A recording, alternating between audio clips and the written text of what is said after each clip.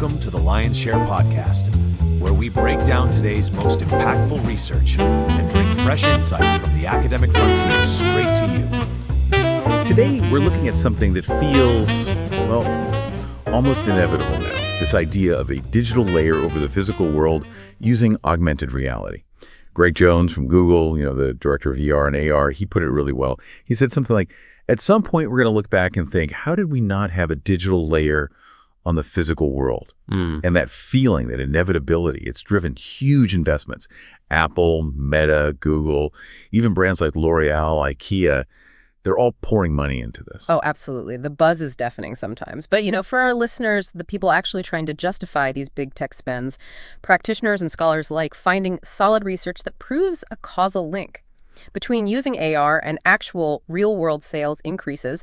It's surprisingly thin on the ground. We get lots of case studies, anecdotes, but rigorous stuff that handles, like, endogeneity, not so much. Right, and that's exactly what we're diving into today. We've got this really important empirical study.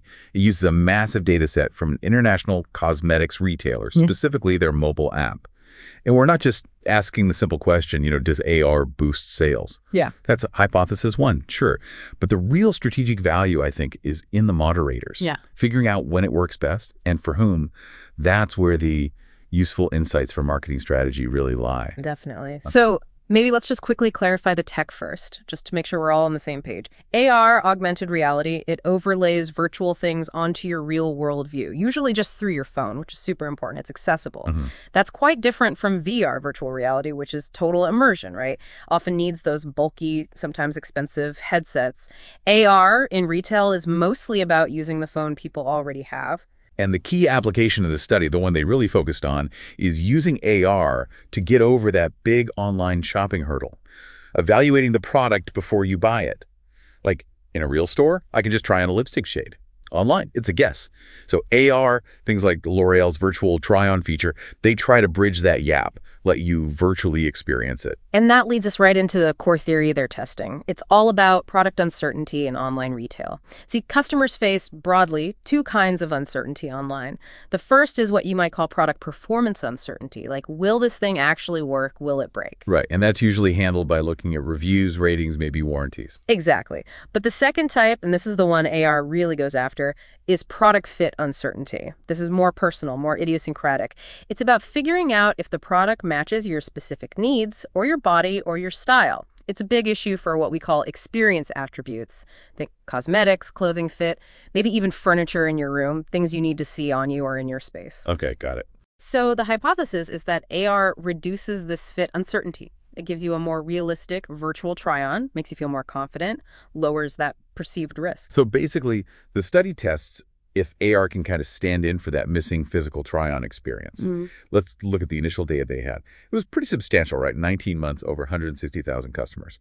And just looking descriptively, the numbers seem impressive. Sessions where people used AR, they spent like 20.7% more time browsing, looked at 1.28 times more products, and had a 19.8% higher purchase rate. Yeah, those initial numbers, they look great on a slide. But there's that classic statistics problem, endogeneity, self-selection bias.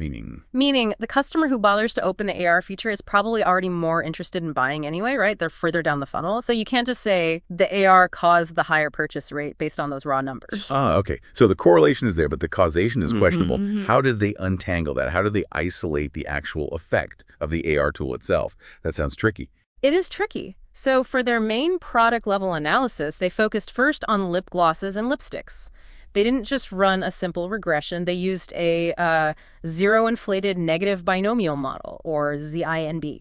That's because sales data is often count data with lots of zeros. But crucially, to deal with that self-selection bias you mentioned, they used a pretty sophisticated econometric technique. It's called the two-stage residual inclusion method, or TSRIM. TSRIM, okay. Why that specific method? Well, you need something like TSRIM when your outcome variable sales counts here is nonlinear, and you have an endogenous predictor variable, which is the AR usage itself. It's designed for exactly this kind of messy, real-world data problem. And for TSRIM to work, you need instruments, right? Yeah. Something that affects whether people use AR, but doesn't directly affect their desire to buy that specific product anyway. Exactly. Finding good instruments is often the hardest part. It requires some clever thinking. So what did they use? What influences AR usage without correlating with underlying purchase intent for, say, a specific shade of lipstick? It was quite elegant, actually.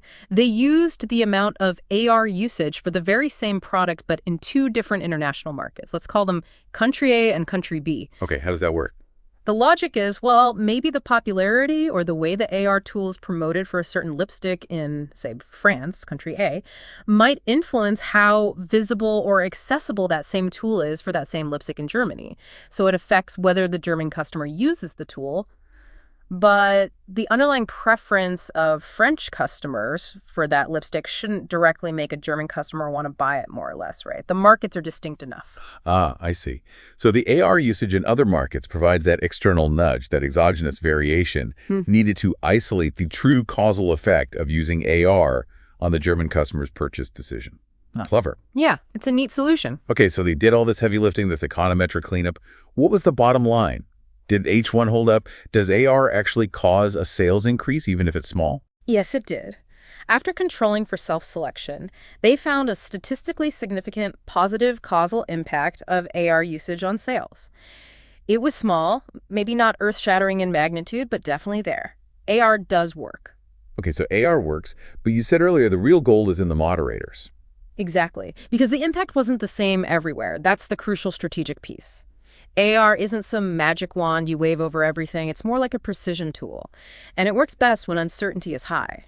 Where did they see the biggest effects? Well, the moderating results were really clear.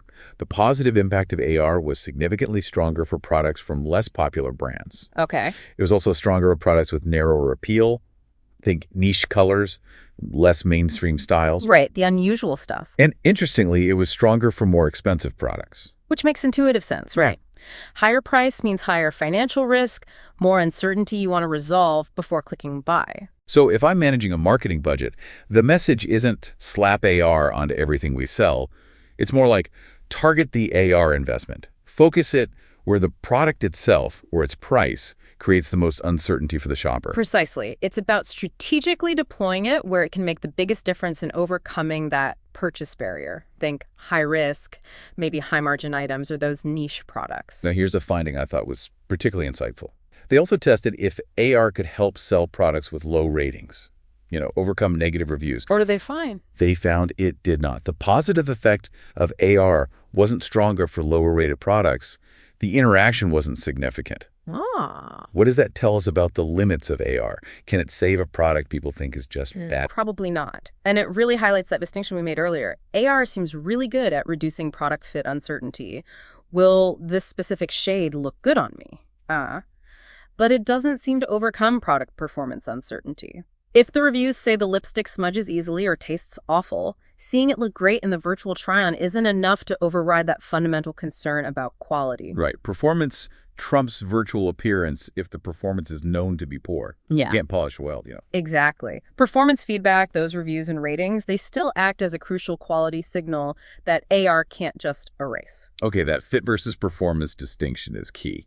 And you mentioned AR worked better for products with narrower appeal. That links directly to a big strategic idea, doesn't it? The long tail effect.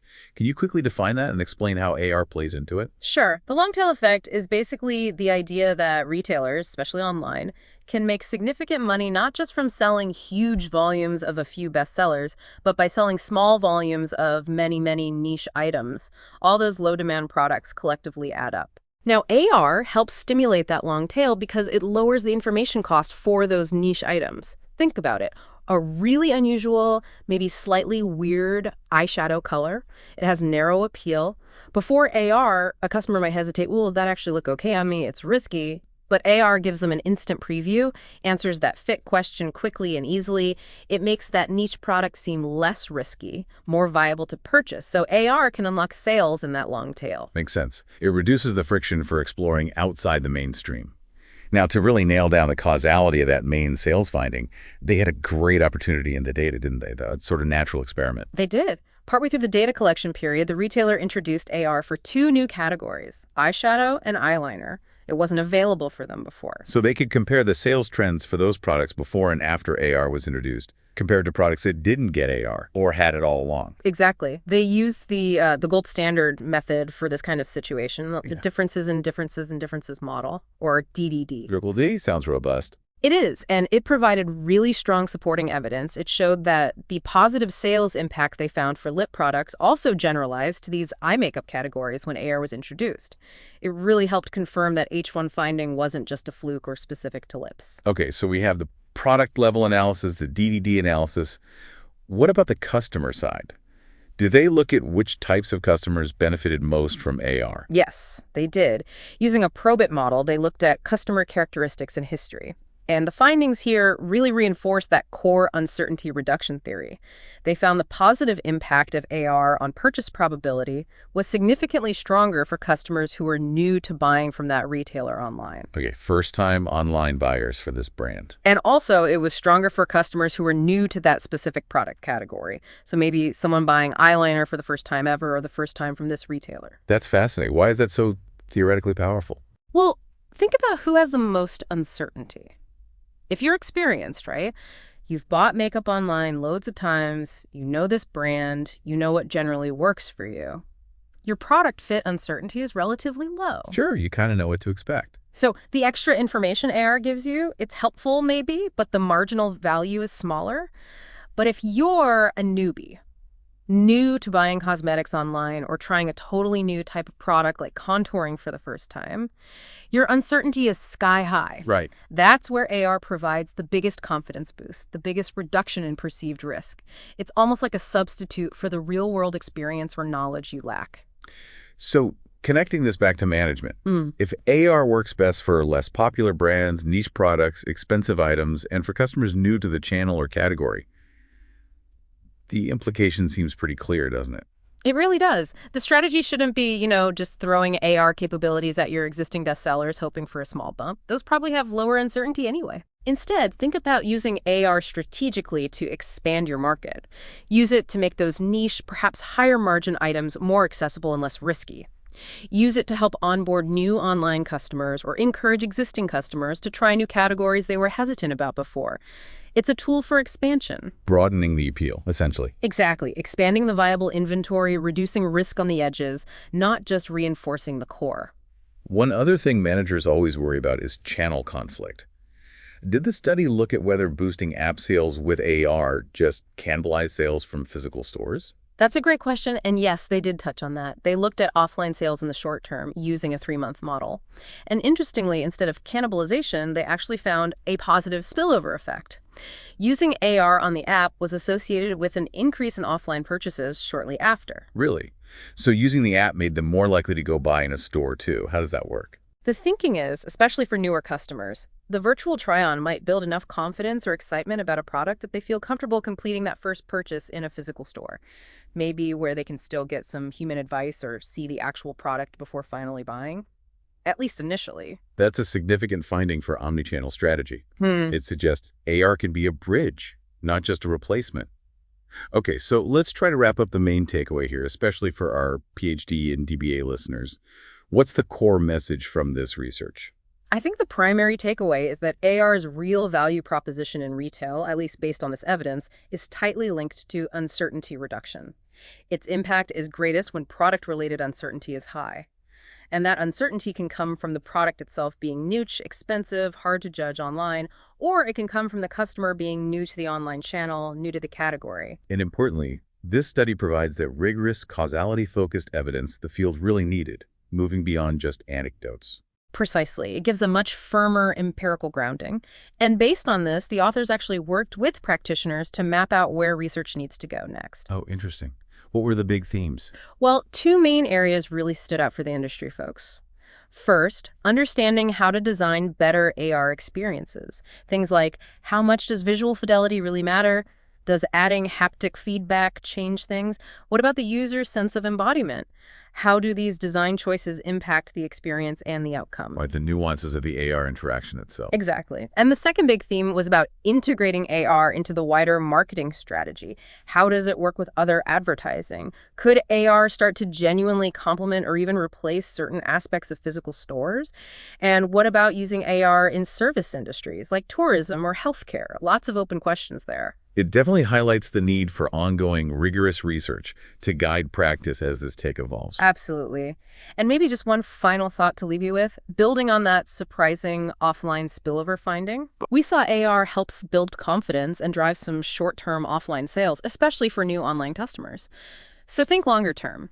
If AR is this powerful tool for onboarding uncertain customers into the online channel, what are the strategic possibilities of using AR not just for a single sale, but as a dedicated mechanism to fundamentally shift customer loyalty, or to encourage a permanent switch to the online channel over years? Could AR actually reshape channel preferences for entire groups of customers in the long run? Moving beyond tactical sales lift to long-term channel strategy, that's definitely something to mull over. Something to explore. Thanks for tuning into the Lion's Share podcast. If you enjoyed today's discussion, share it with a friend and join us next time for more ideas worth talking about. We'll see you next time.